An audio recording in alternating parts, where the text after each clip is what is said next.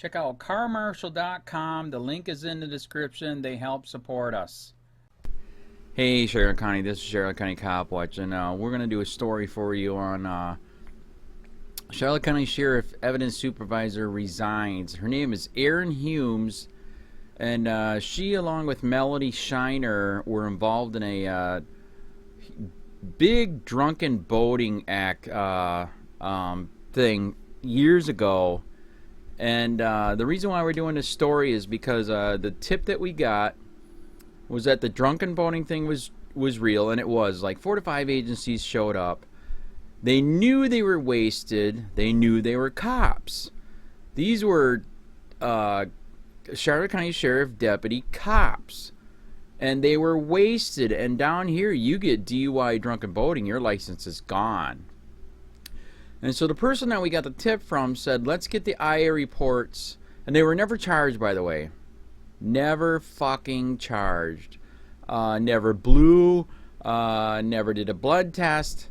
Nothing. And I mean, they spent big money with these drunken idiots in the water. A couple people fell out of the water. They had to find them with the helicopter and FLIR. It was nuts. Big money.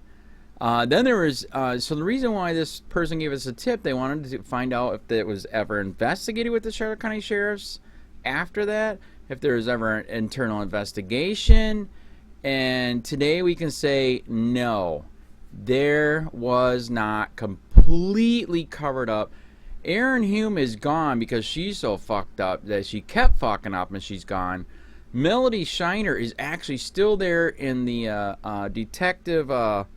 detective unit, and she's testifying in court every single day against people and crucifying them, and yet she herself is the criminal. So that's what we found out with these IA reports. Melody Shiner doesn't even have one, which is a bunch of shit. She should, for the drunken boating, because she admits in the paperwork she was driving. The deputy that was there absolutely said everybody was wasted. But we are going to do a screen reader on Erin Hume's internal investigation. She is such an idiot. She was wasted and was destroying evidence on a case. It's disgusting. So we are going to do that. Very, very sad. It is still corrupt to the core, and this is the leader of the corruption, the Nazi himself, Charlotte County Sheriff Bill PRUMMELL. As usual, he knows about it and won't do shit.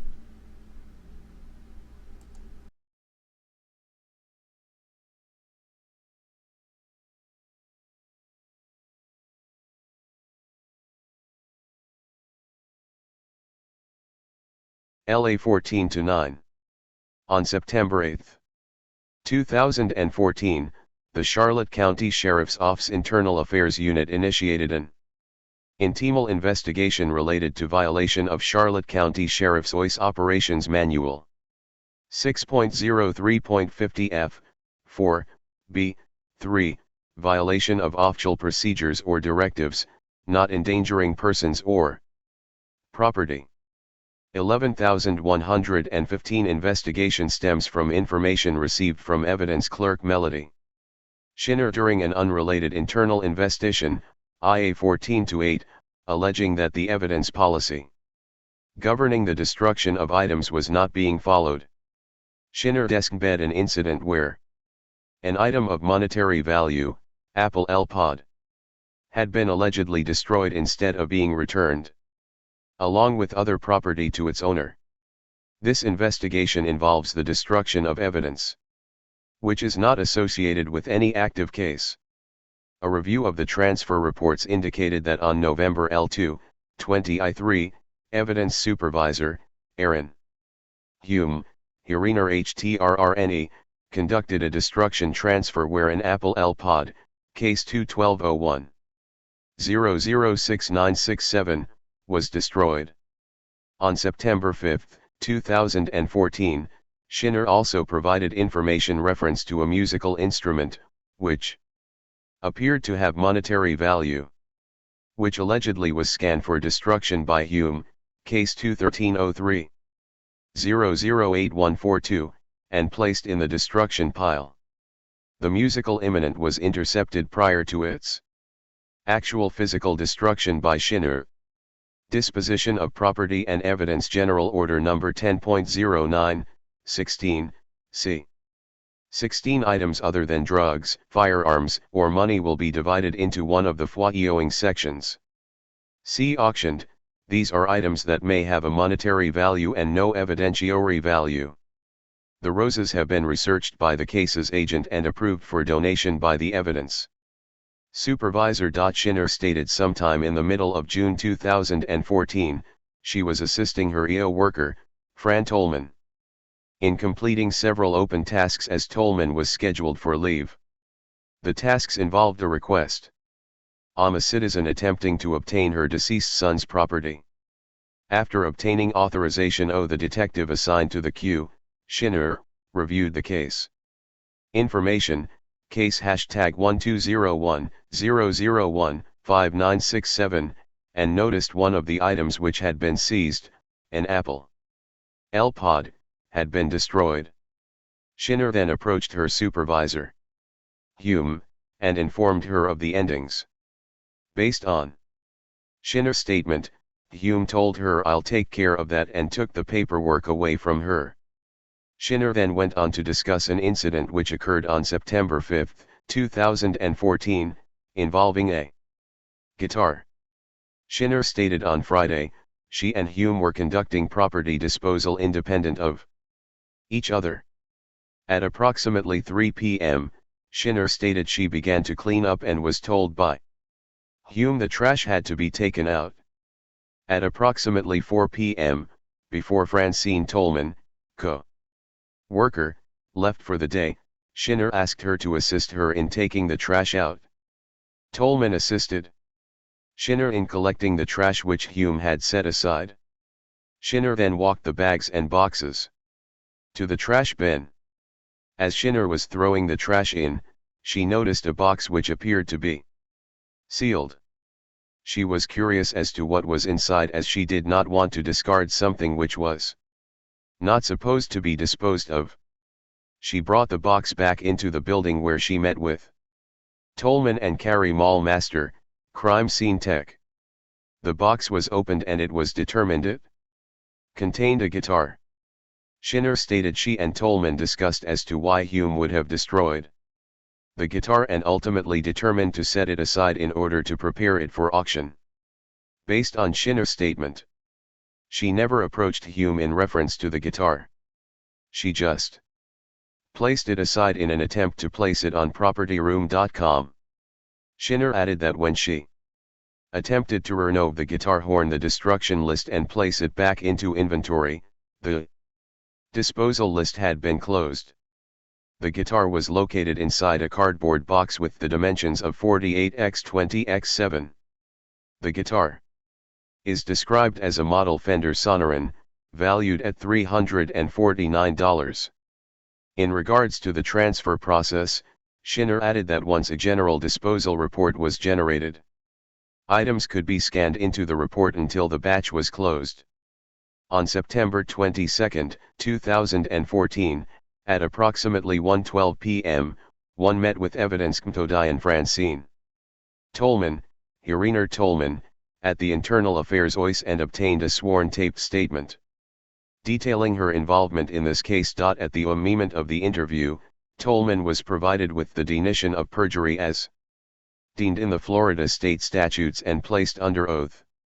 Tolman stated on September 5, 2014, Schinner and Hume were doing disposal and there was a section that needed to go to the trash.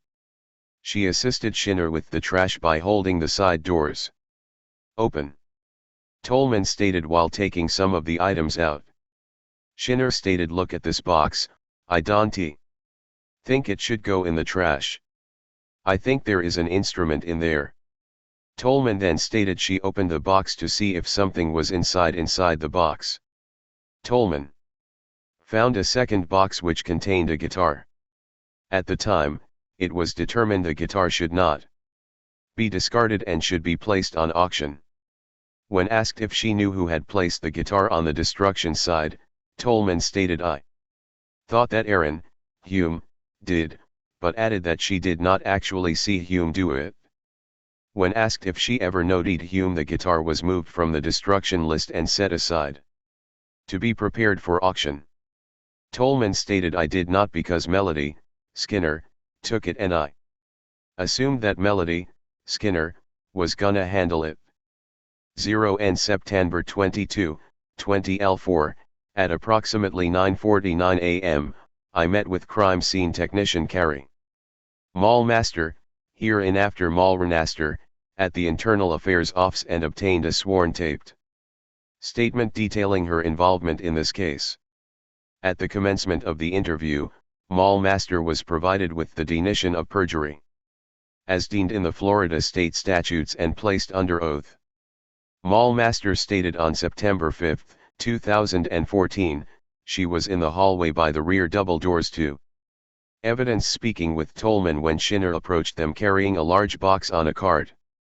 Mall Master stated Shinner and Tolman were doing destructions and she heard Shinner say something about a guitar. Based on Mall Master's statement, the box W opened and Skinner looked inside and said something about value, and it was like a brand new guitar in the box. When asked if Hume was near them when the box was opened, Mallmeister stated, "Not that I saw." On March 13, 2014, the Charlotte County Sheriff's Office received an online report from W/M. William Demey indicating an unknown subject had used his Capital One credit card to make a purchase in the amount of $299.99. The case was assigned to the Economic Crimes Unit. During the investigation, it was determined a local resident of Charlotte County, Jordan Johnston, had received a large package containing a guitar. Prior to this, Johnston had received several packages with instructions to ship them to Russia. Johnston still had the guitar, which he voluntarily turned over to the sheriff's office as it had been purchased fraudulently by an unknown person. The large box containing a guitar was turned over to the Charlotte County Evidence Unit. The property receipt described the items as guitar in box from American Music Supply, serial hashtag CCI 2081252. The guitar is a Sonoran Series Fender. On August 13, 2014, Sergeant Eric Burke submitted a case agent evidence review form, providing evidence notice that the guitar could be disposed. See Case Agent Evidence Review form. The case was no longer active. On December 16, 2011, Detective Cortez submitted an HP computer and an Apple iPod which were seized during an investigation, case hashtag 1201-006967. On April 20, 2012, Detective Cortez retrieved the HP computer from evidence and released it to the next of kin, Maricela Rojas. On October 9, 2013, Lieutenant Casarella completed a case agent evidence review form, disposing of the remaining items on this case, which included the Apple iPod. Based on ASIS evidence report, on November 12, 2013, Hume destroyed the Apple iPod, see attached. On September 8, 2014, at approximately 2:27 p.m., I met with Maricela Rojas at 13599 Martha Ave, Port Charlotte, in reference to the property associated with this case. During my conversation with Mrs. Rojas, she stated the HP computer and the Apple iPod belong to her deceased son. Mrs. Rojas confirmed she had received the HP computer but stated the Apple iPod had not been released to her. Let it be noted, this destruction transfer dealt with a closed case and did not affect any open investigations. In order to gather all available facts and as a standard practice in internal investigations, all possible witnesses are interviewed. Prior to the conclusion of this investigation, Erin Hume had resigned her position with the Charlotte County Sheriff's Office, and when contacted in reference to this investigation, she declined to participate. Conclusion: I have reviewed all witness statements, transfer reports, along with Charlotte County Sheriff's Office General Order 350, the policy governing guidelines for appropriate conduct/disciplinary procedures, and Charlotte County Sheriff's Office General Order 10.09, the policy governing disposition of property and evidence. This investigation has shown that on 2 occasions property associated with closed or inactive investigations which did not have any evidentiary value and were not associated with any open criminal cases was disposed of improperly. Based on Charlotte County Sheriff's Office General Order L0.09. Property having monetary value and no evidentiary value will be auctioned or released once proper notice is given. In this case, one item not associated with criminal investigations with monetary value was destroyed instead of returned. Based on transfer documentation, the other item, a guitar, was processed for destruction by home and placed with other items which were scheduled to be destroyed. The guitar was discovered prior to its actual physical destruction. This investigation NDS that based on witness statements and internal transfer documents, there is a preponderance of evidence to sustain the charge of violation of official procedures or directive, not endangering persons or property. Lactation olamlel pro idem directives, indangong perioni or property. Members of the office will not ignore or violate official directives, general orders, policies, procedures, asters, or supervisors instruction, or fail to properly execute the duties tind responsibilities officer are assigned. Position. I, the undersigned, do hereby swear, under penalty of perjury, to the best of my knowledge, information, and belief, I have not knowingly or willfully deprived, or allowed another to deprive the subject of the investigation of any rights contained in SSLL 2.532 and 112.533. Florida Statutes. Andres H. Rodriguez, Sergeant, Internal Affairs, Charlotte County Sheriff's Office. On September 10, 2014, at approximately 3:43 p.m., I met with evidence custodian Dodi Schinner, Iriner Schinner J. at the Internal Affairs Office and obtained a sworn taped statement detailing her involvement in this case. At the commencement of the interview, Schinner was provided with the denition of perjury as deemed in the Florida state statutes and placed under oath.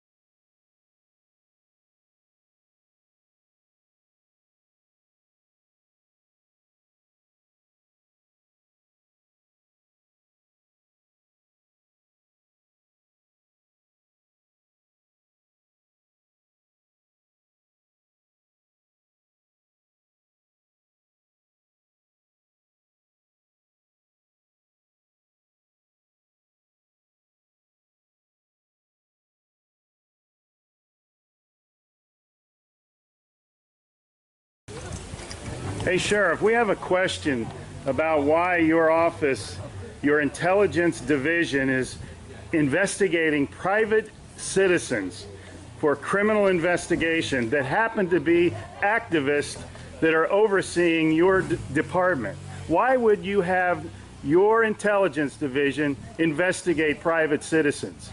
We have done...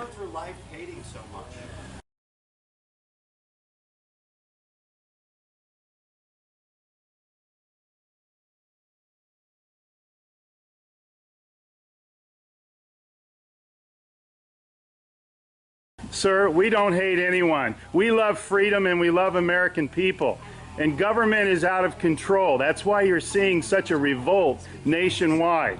Why can't you just answer, why is Susan Edwards, your intelligence division, investigating private citizens? This should not happen. Are you here to apply for a job?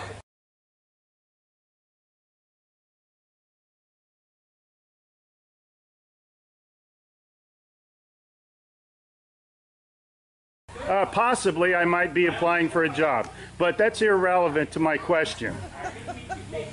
Why would you ask that question? Well, enjoy the fair.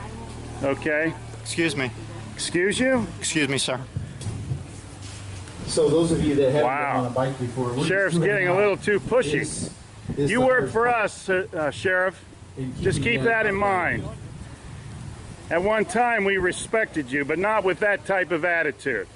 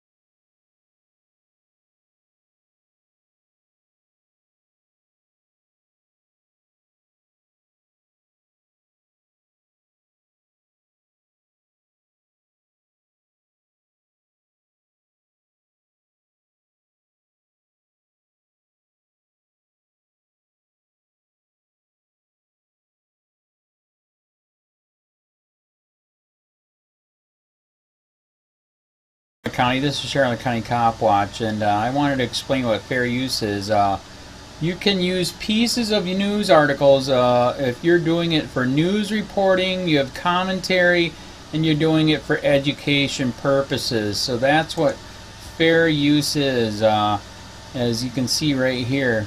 Another reason why I wanted to make this video is to let you know I have just joined with Patreon. A nice thing with Patreon, I make no money on YouTube. They took the money away years ago, and so this is another way to give, and it's a nice thing too because you can give monthly. You can give $1, $5, $10, whatever. I do 4 to 5 hours a day on trying to wake the sheeple up on how corrupt it is and different ways that you can fight the corruption. So Patreon is a way that you can do it, and then of course the old way is still there. Donate to Sheriff County Cop Watch with PayPal or credit card. So keep that in mind. 4 to 5 hours a day. I make no money, but the corruption happened to me and I'm sick of it, so I'm trying to wake people up. But my wife would love it if if we could get some help out there. There's 47,000 subscribers. Just think if each one of you subscribers just gave let's say actually yes, $1 a month. 47,000 subscribers gave $1 a month.